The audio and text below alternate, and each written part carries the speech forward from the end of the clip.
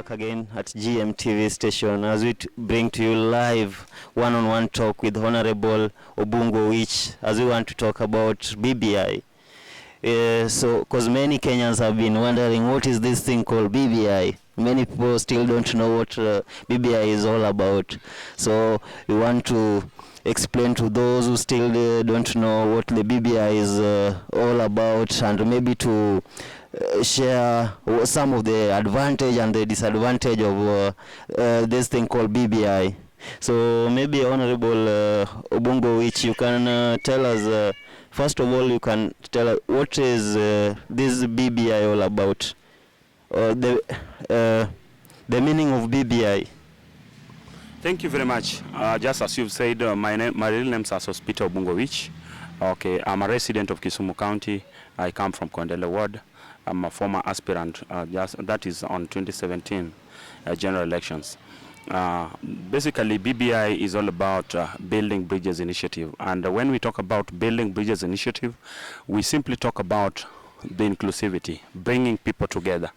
You realize that this BBI came from the handshake that was between the two personalities. That is His Excellency the President of the Republic of Kenya and the People's President, Right Honorable Raila Amolo Odinga. So BBI is a conversation that all of us needs to get into, and BBI is a new thing that is all to take us to a new canon. And the intentions of BBI is to bring the people on the conversation, the people on the table. We need not to speak at each other, but we need to speak with each other, and at least to highlight on other problems that we've always faced as a country, and where we are supposed to head as a country. First, we realize that before the BBI or before the handshake, several people, the communities, people from Kisumu County or of the Luos could not walk from Kisumu to maybe Eldoret.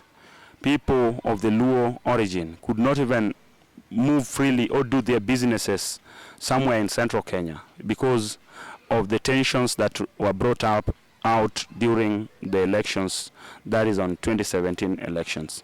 The history about BBI starts sometimes back from 2013 elections, 2017 elections, and after 2017 elections, that we, the people of this area, the Nyanza region, and I particularly as the official organizing secretary of the party, ODM, we thought very well that Raila Amolo Odinga won the elections. Then his victory, he was denied his victory.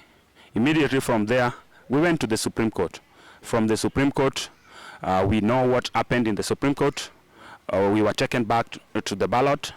From there, we, the people of ODM, the party leader Raila Amolo Odinga, and our presidential candidate by then, Raila Amolo Odinga, did not register himself to the elections. Thereafter, hell broke loose. We started fighting again. Then from there, Raila Amolo Odinga, together with his brother, younger brother, Uhuru Muigai Kenyatta, they decided that they need to sit down and at least to chart a new destiny for the country, Kenya.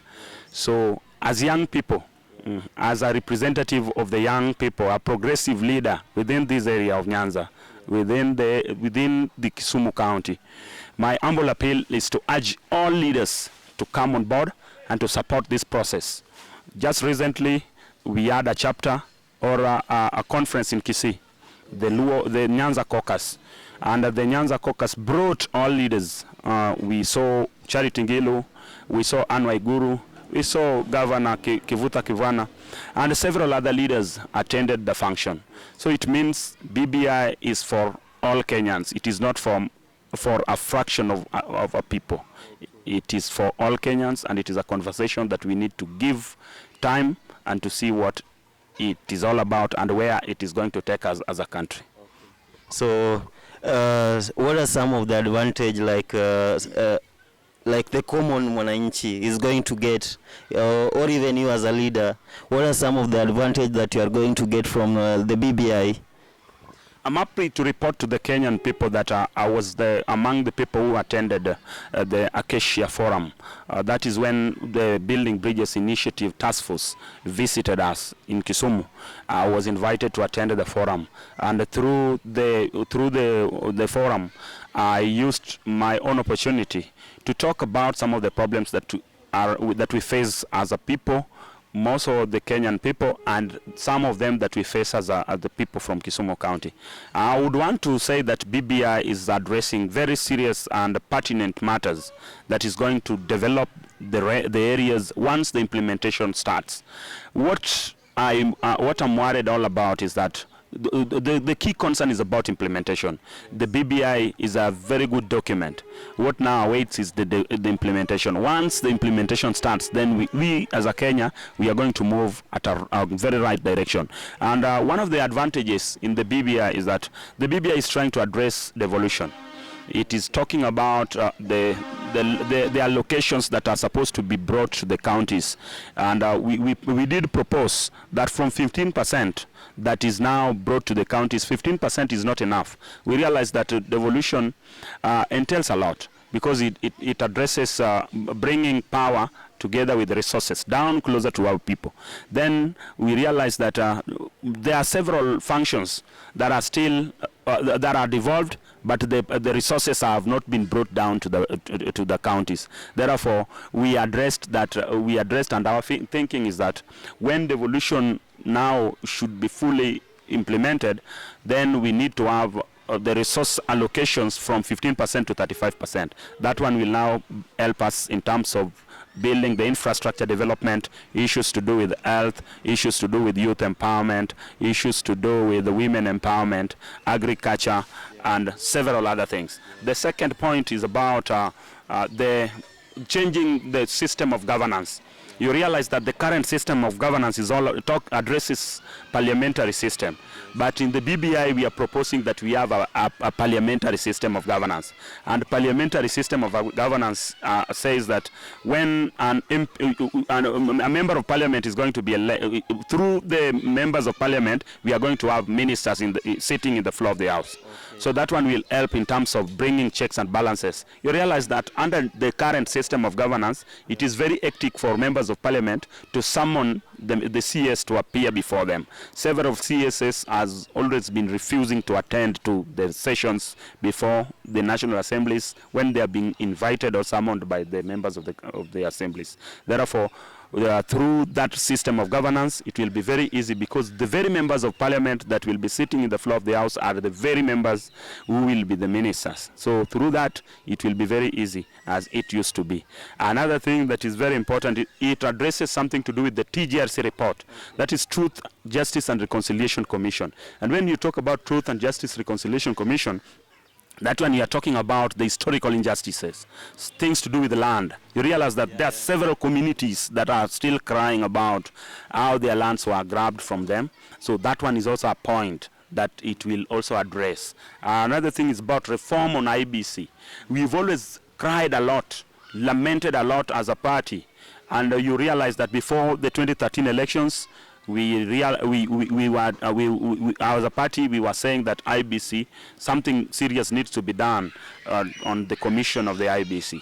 And to the 2017 elections, you know all that transpired until the point that Rosalind Akombe decided to resign and ran out of the country because of the fear for her life. You know something to do with Chris Musando, who was murdered, just cold-blooded. You know about that. And apart from that one also, IBC has not always done what is expected of it. As a people, we tend to think that we should have free, fair, credible elections. Therefore, the reforms on IBC will give us the credibility in terms of who has won and who has been defeated. We tend to think that Kenya should start a conversation whereby a winner should always be greeting the loser in front of everyone, to an extent that we need not to fight after every elections. So that one also, it will address something. And the structure on executive, it is also talking about the structure on executive. And when we discuss something on executive structure, we are proposing that we have the president, who will always be the head of state. We tend to think about the president, who will always be the having all instruments of powers, and who will be the who will hold the office to bring unity of all Kenyans. And we also propose another thing, to have the prime minister. The premier position should be brought back, and we need to have 2 deputy prime ministers. That one is to address something on inclusivity, and even we know through that the issue of the winner takes it all will now be addressed. That one addresses on inclusivity, whereby once you've won, now you decide to sit down and you bring your community to decide how to run the country. That will now be a thing of the past. We've been shown recently when the president did a reshuffling. And first I want to appreciate the president and to say thank you as the people from this Nyanza region, that the president did something good to remove Mwangi Kiunjuri. Mwangi Kiunjuri was talking too much, but something to do with implementation of the government policies was very minimal. And another thing, on this area, the president did appoint one Peter Odoyo to be the PS of defense. Therefore, we really look upon that office, that Peter Odoyo will now start helping the people of the Luo region and the Kenyan at large to ensure that sanity and all other things in terms of employment and to realize the opportunities in that office is well captured. Okay, thank you. So as we wind up, maybe you can just tell us what is the government doing to, what's the government plan on how the BBI report can reach everyone wherever they are? Because like as per now, not everyone has understand the meaning of BBI and understand everything that is there in the BBI report. So how the government is planning to, so that everyone can get to understand the BBI before they implement it? As a party, we have all the plans that we put in place. First, we know that today we are having a very big forum or caucus in Kakamega. And through that, once the forum is over, as a party, we are planning to now start visiting various wards, to start bringing the document and to organize for the technical committees that will be addressing the concerns by concerns. We realize that the document is somehow technical as we see it, and several other people cannot still understand it. So it needs to be broken down for our people to understand it better. And I also want to say that we are going to have several rallies, several public engagements to take our people through the processes of understanding the document. So we'll start it at the ward levels. We'll also move at the constituency levels and at times at the county levels. But we know for sure that our people, most of the party leader, the people's president, we've been given a correct direction on how it's supposed to be, on how things are supposed to be handled. There is a program that I've just started. I've started a program on empowering the girl child and the boy child. I've identified about 6 students who performed well in the entire region of Kondela Ward. I've networked with my friends and I've found some scholarship. I'm happy for the people who are always up to support me in the course, and those students, some of them have joined, and I'm also working on the final touches to ensure that 2 of them join the schools that they were called to join. So through that initiative, I want to thank everybody that has always been closer to me in ensuring that everything is done. And besides me, I have a very powerful youth leader within this region of Kisumu East.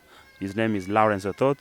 Lawrence Ototh has always been moving with me closer to ensure that my visions and everything and all the dreams are all realized. So thank you and thank you and thank you. Thank you too. Maybe Mr. Lawrence, you can also just share with us how do you see this BBI and do you think it's going to change your life as a youth? As a youth of Kisumu East and Kisumu Central, BBI is going to change our life because at now it is 15% devolution and BBI is bringing 35%. The 15% we are seeing some little development. But if it will be 35%, at least we will now be home dry with something that we can put on the table as the youth. In sports, I think BBI is going to do something in bringing sport back to the ground, so that the young can do their talent, and the talent can help them so that they can prosper. Yeah. Thank you once again. That was one-on-one live talk show with the Honorable Obungu Owich from Kisumu. We hope like everyone will now understand the meaning of BBI, and you will be able to get the copy and read it by yourself. Thank everyone for keeping live at GMTV 42.